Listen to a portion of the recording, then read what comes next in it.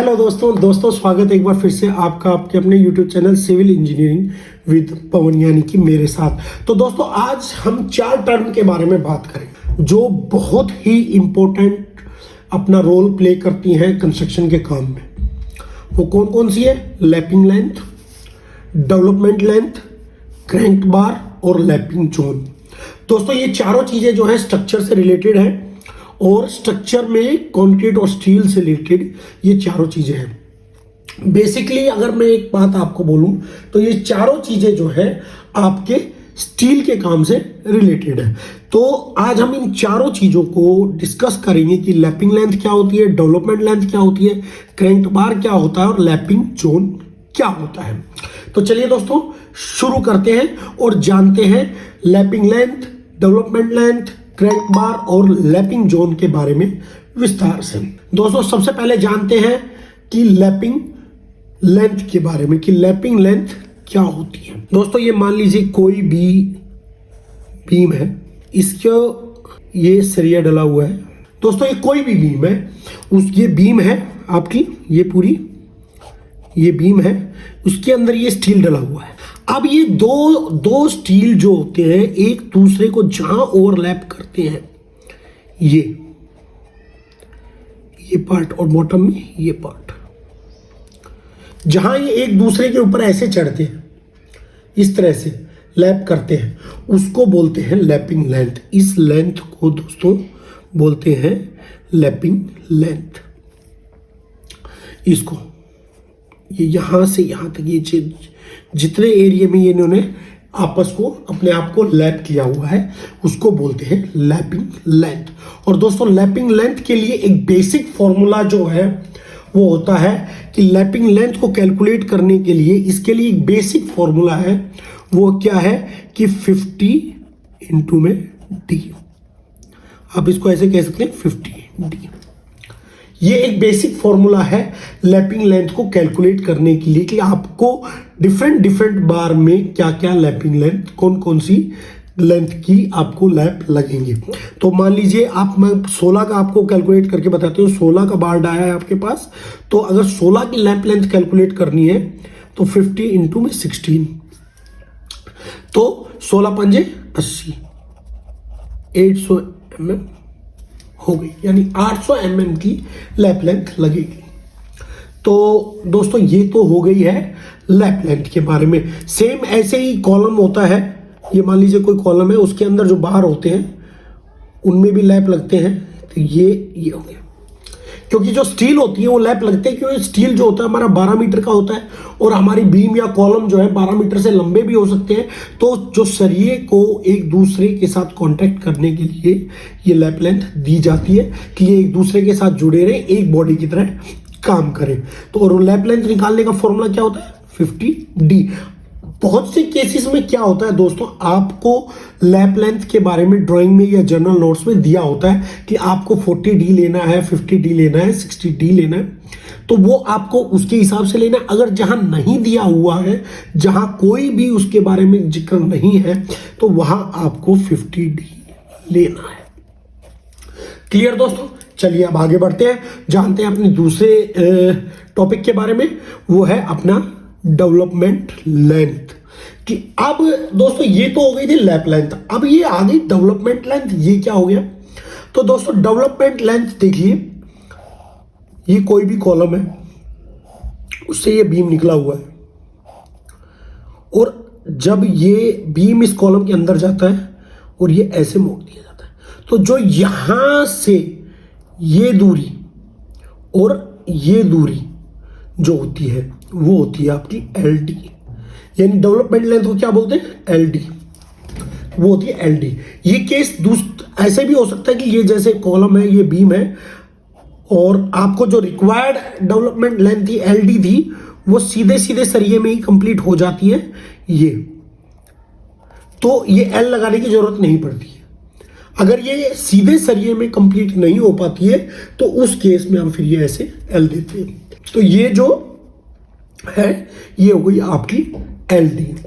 तो LD का जो फॉर्मूला होता है दोस्तों वो होता है, LD को अगर कैलकुलेट करेंगे तो LD is equal to 41 into में D। यानी 41D जो होता है वो LD होता है। ये तो हो गया आपका डाया ऑफ बार जो D हो गया।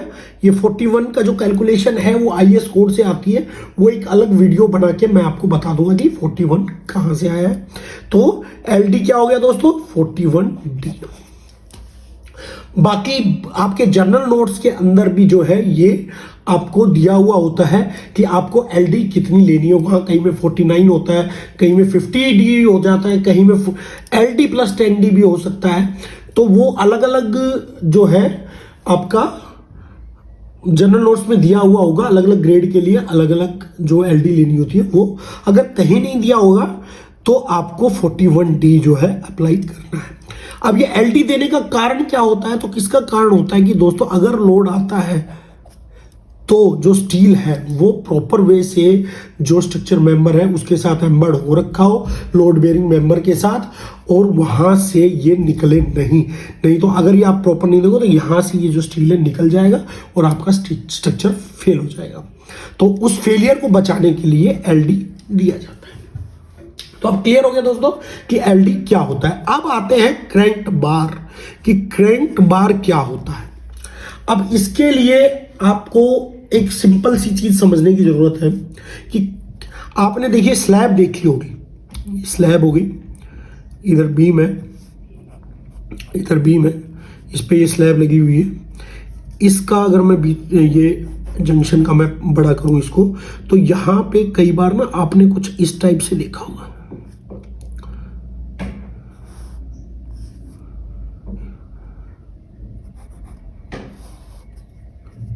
ये स्लैब का जो सरिया है वो इस टाइप से आता है, ये उठता है और ये चला जाता है, ये बीम के सरिये के साथ। तो ये जो है ना दोस्तों, इसको बोलते हैं क्रैंक बार। इस बार को जिस पे ये इस टाइप से क्रैंक लगा हुआ होता है ना, इसको बोलते हैं क्रैंक बार, और इसको बोलते हैं क्रैंक लेंथ। अब दोस्तों सबसे बड़ा चीज की क्रैंक लेंथ, क्रैंक की लेंथ कितनी है, ये कैसे आएगी। तो क्रैंक लेंथ के लिए फॉर्मूला होता है दोस्तों 0.42D। 0.42D जो होता है वो क्रैंक की लेंथ का फॉर्मूला होता है। और ये जो क्रैंक होता है ना, ये इसका बेसिक काम जो होता है नेगेटिव और पॉजिटिव फोर्स दोनों को बनाए रखना, दोनों में सामंजस्य बनाए रखना। अगर इसके ऊपर पॉजिटिव फोर्स आती है तो, और जो नेगेटिव फोर्स होती है, ये पॉजिटिव फोर्स को भी ले सकता है और नेगेटिव फोर्स में भी ये काम करेगा। तो पॉजिटिव फोर्स और नेगेटिव फोर्स दोनों कंडीशंस में ये जो क्रैंक है वो काम करता है। और तो इसलिए इसको बार को प्रोवाइड किया जाता है स्लैब्स में या बीम में। और इसके लेंथ निकालने के लिए क्या फॉर्मूला होता है, 0.42D। अब 0.42D तो हो गया। अब ये जो यहां वाला जो D है ना, अब इसके अंदर देखिए बड़ी ही एक थोड़ी सी वो है कि ये जो D है ये स्टील का डाया नहीं है, it's not dia, it's depth of the slab या बीम। ये D ये है जो स्लैब की डेप्थ है या बीम की डेप्थ है, उसका 0.42D यानी डेप्थ ऑफ द बीम। ये D किसको नाम है, डेप्थ ऑफ द बीम और स्लैब।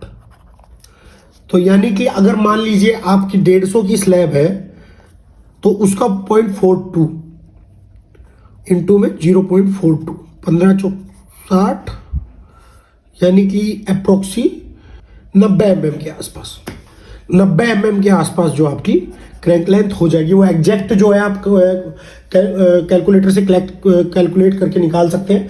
मैंने ये बस ऐसे ही अपने माइंड से कैलकुलेट की है, तो इसमें छोटी मोटी गलती हो तो सॉरी उसके लिए। बट आप अगर 150 की डेप्थ है उसका 0.42D करेंगे तो इसकी जो है क्रैंक लेंथ आ जाएगी। चलिए अब आगे बढ़ते हैं दोस्तों और जानते हैं लैपिंग जोन के बारे में। अब जो सबसे बड़ी चीज ये है कि लैपिंग जोन क्या होता है। अब देखिए, ये मान लीजिए आपका कोई कॉलम है, ये स्लैब हो गई, ये स्लैब। अब इसमें 3 जोन बटे होते हैं, ये H/4, ये H/4, ये H/2। अब ऊपर से H/4 एक जोन तो दोस्तों ये हो गया, मान लीजिए ए जोन हमने ए माना तो ये भी ए हो गया क्योंकि H/4 सेम हो गया, और ये H/2 जो होता है वो बी जोन बी हो गया। तो ये है दोस्तों लैप जोन। ये जो दोस्तों ऊपर से H/4 और नीचे से H/4 जो होता है वो होता है नो लैप जोन, और जो नीचे का बीच का H/2 होता है वो होता है लैप जोन। यानी कि आपको जो भी लैप प्रोवाइड करने हैं कॉलम में वो इस जोन में प्रोवाइड करेंगे। जैसे मान लीजिए यहां से एक सरिया आया और यहां से एक सरिया आया, तो ये जो है यहां जो है आप लैप प्रोवाइड कर सकते हैं। इस जोन में और इस जोन में आप लैब प्रोवाइड नहीं कर सकते, यानी कि जोन ए और जोन ए में लैब प्रोवाइड नहीं होगा। जोन बी जो होता है, जो बीच में होता है कॉलम का, वो आपका लैपिंग जोन होता है, यानी कि यहां आपको लैब प्रोवाइड करने हैं। तो दोस्तों कैसी लगी वीडियो अगर अच्छी लगी हो तो वीडियो को लाइक शेयर और कमेंट, और हाँ चैनल पे नए हैं तो चैनल को सब्सक्राइब कर लीजिएगा। सिविल इंजीनियरिंग से रिलेटेड हम ऐसी ही इंटरेस्टिंग वीडियो आपके लिए लाते रहते हैं। तो चलिए मिलेंगे नेक्स्ट वीडियो में। Till then okay tata bye bye.